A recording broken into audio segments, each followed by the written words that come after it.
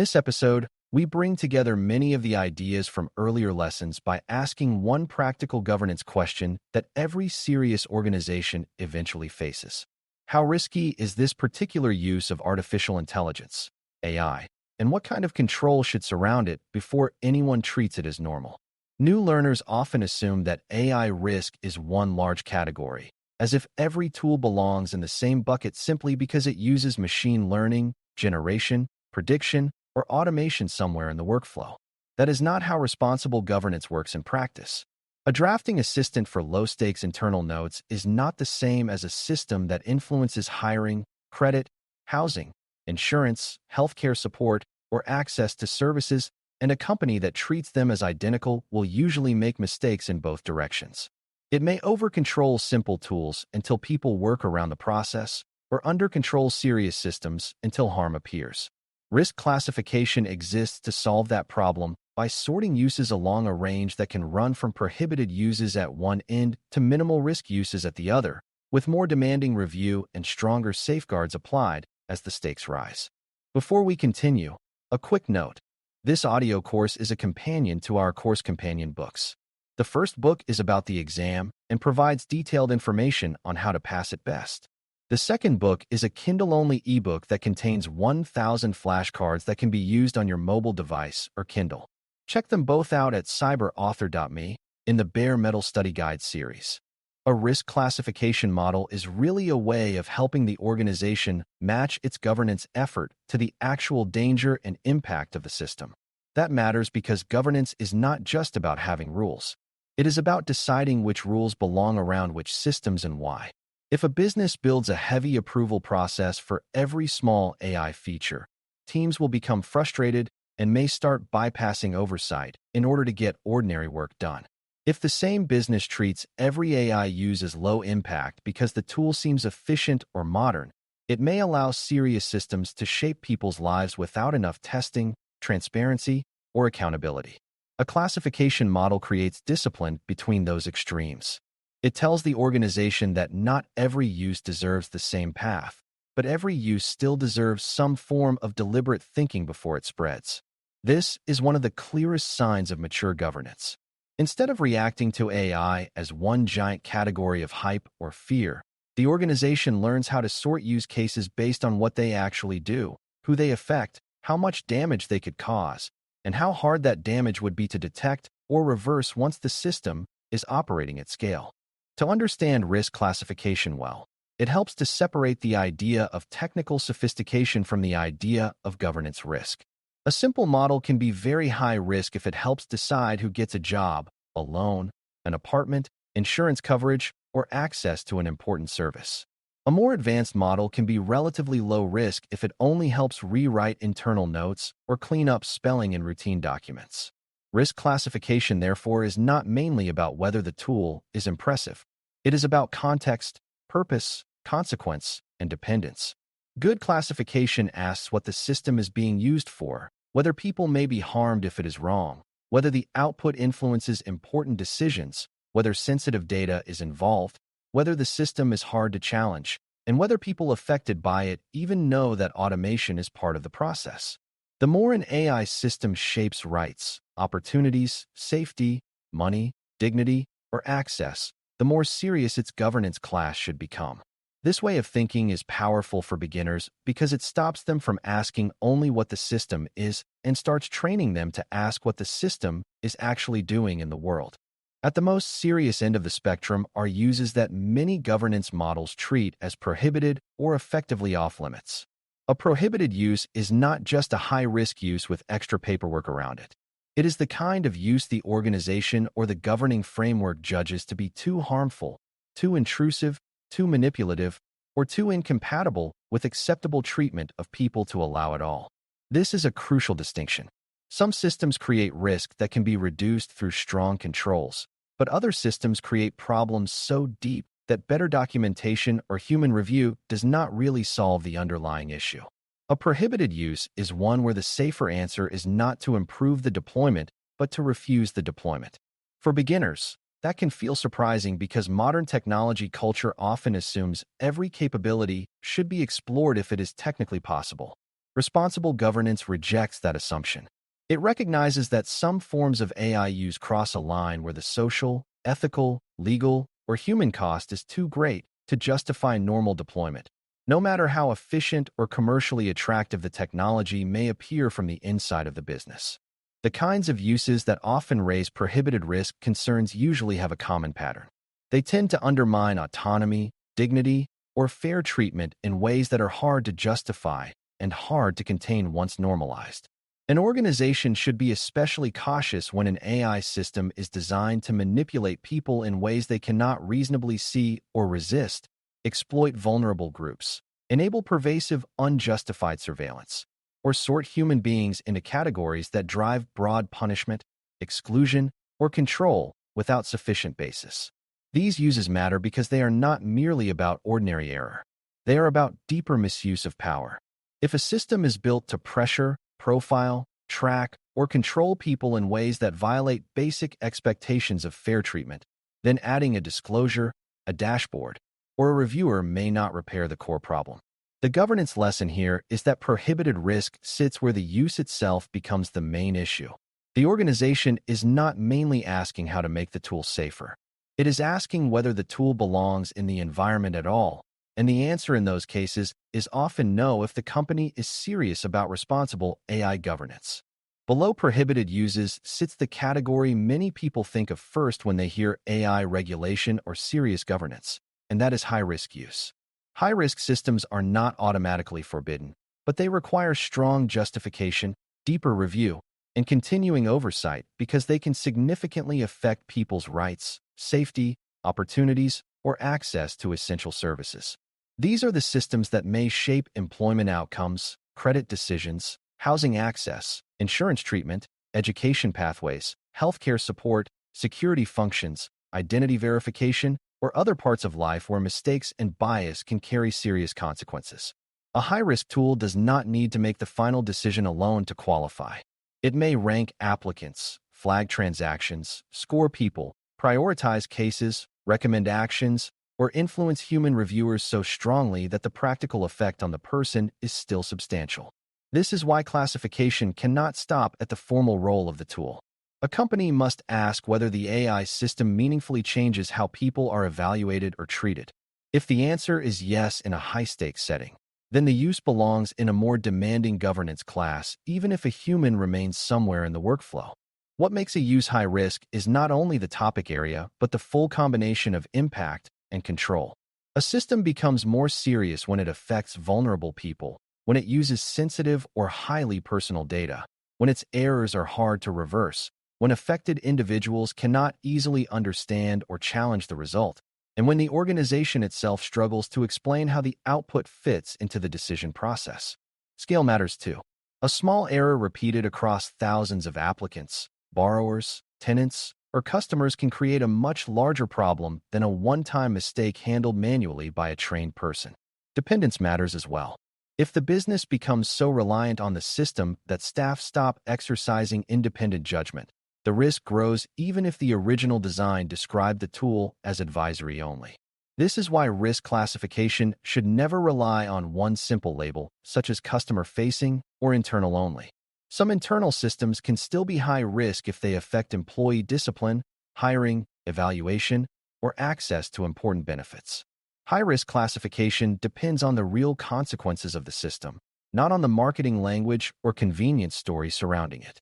Because high-risk systems can still be allowed, the organization's next job is to surround them with safeguards strong enough to make that allowance defensible. This is where governance becomes more operational. A high-risk use should usually involve clear ownership, structured impact assessment, tighter data review, stronger testing for performance and fairness, well-defined human oversight, documentation of intended use and known limits, change control, incident response, and ongoing monitoring after launch. The business should also decide what conditions must be met before deployment and what events should trigger pause, reassessment, or shut down later. A useful way to hear this as a beginner is that high-risk classification is not just a label on a spreadsheet. It is a promise that the organization will not let the system drift into ordinary use without a stronger control environment around it. The company is saying, in effect, this tool may be acceptable, but only if we can show that we understand the stakes, the data, the possible harms, the level of human reliance, and the process for stepping in when the system begins to cause trouble or move beyond its original purpose. Below high risk is a zone that can be thought of as limited risk or moderate risk, where the system usually does not shape major rights or high-stakes outcomes directly, but still raises meaningful concerns that should not be ignored.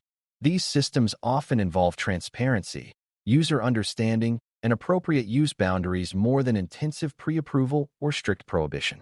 Examples might include chat assistants, content generation tools, recommendation features, synthetic media tools, customer support helpers, and internal productivity systems that do not by themselves decide employment, credit, housing, insurance, or other high-impact outcomes.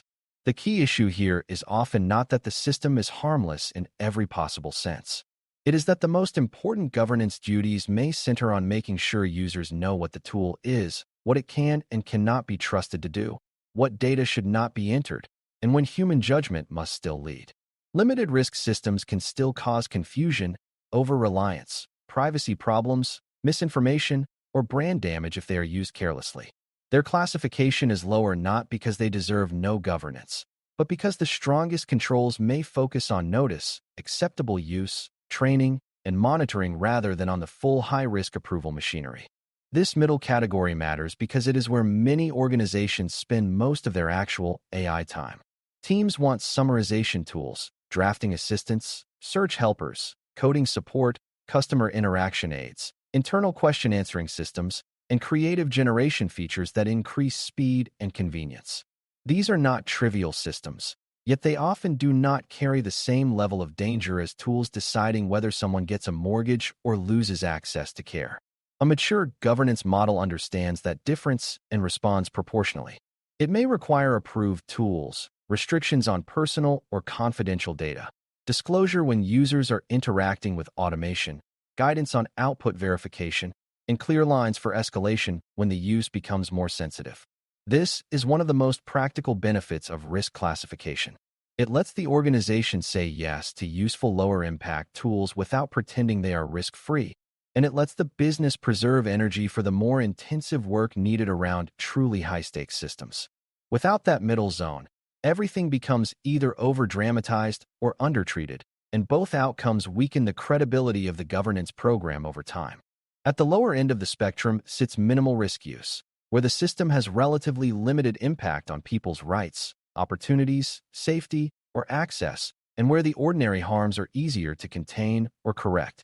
This might include tasks such as basic formatting help, internal grammar correction, routine scheduling suggestions, low-stakes search assistance, simple categorization support, or other features that improve convenience without materially shaping important life outcomes. Minimal risk does not mean zero risk. A model can still malfunction, reveal poor judgment, or create minor confusion. The point is that the likely consequences are narrower, easier to reverse, and less likely to produce serious individual harm if normal oversight is present. Governance at this level should remain real but light. The organization may rely more on general acceptable use rules, approved tooling, standard security controls, and basic user awareness rather than requiring a heavy case-by-case approval system. This part of the map matters because businesses need a place for ordinary automation to live without dragging every small workflow improvement into a full-scale governance process built for far more dangerous use cases. Even with minimal risk systems, however, one of the most important beginner lessons is that classification depends on use, not just on the tool itself.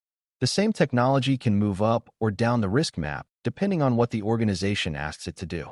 A summarization system used to condense general internal updates may be relatively low risk, but the same system can become much more serious if it starts summarizing employee complaints, patient information, legal disputes, or material that feeds directly into high-stakes decisions.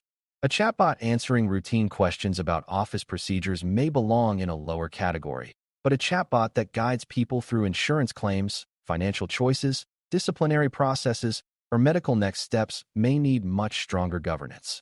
A face-based system unlocking one person's own device is not the same as a face-based system identifying unknown people in a public or workplace setting. This is why the risk map should never be built around product labels alone. Governance must classify the actual use case in its actual environment, because the same model can look very different once the stakes, users, data, and consequences are properly understood.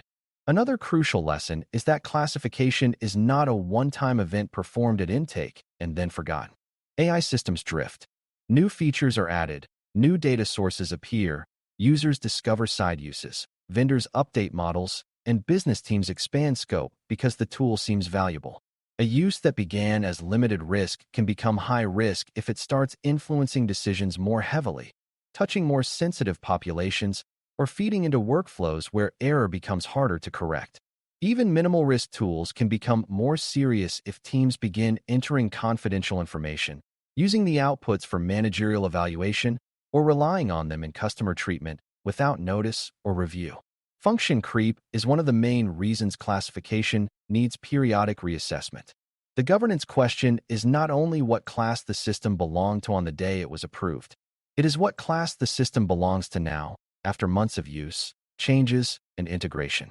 Mature organizations therefore create triggers for reclassification so that the map stays tied to reality rather than to an outdated memory of how the use case was first described.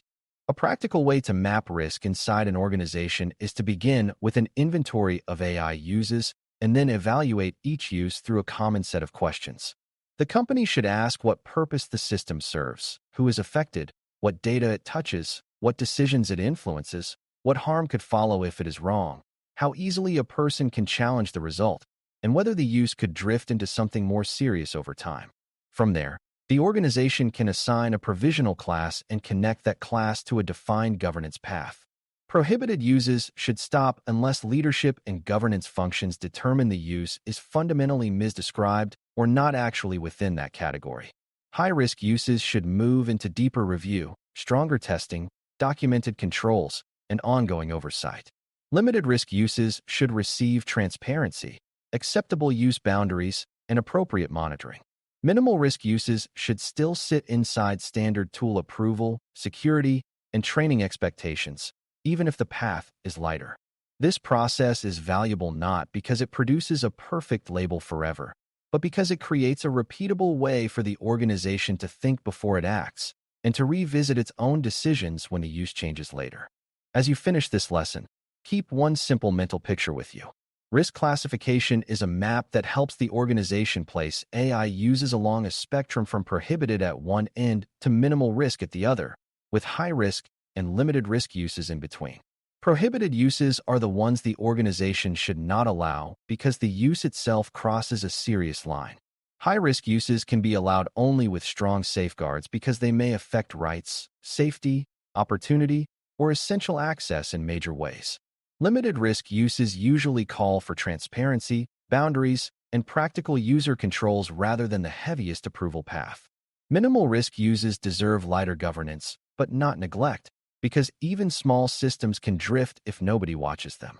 Once you understand that map, AI governance becomes more workable and more honest. The organization stops pretending every tool is the same, and it starts matching oversight to actual stakes, which is exactly how responsible governance turns a complicated technology landscape into something people can reason about, control, and improve over time. Thanks for listening.